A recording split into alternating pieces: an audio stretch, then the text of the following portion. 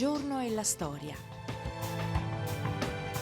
Oggi è il 6 aprile.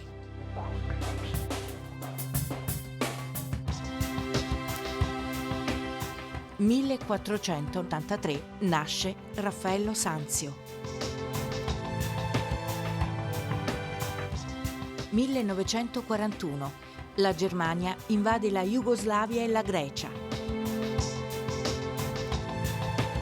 1971 muore Igor Stravinsky.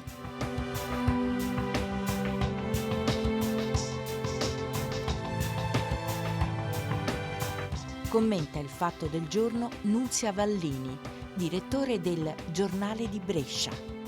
Oggi torniamo all'Aquila per ricordare il devastante terremoto.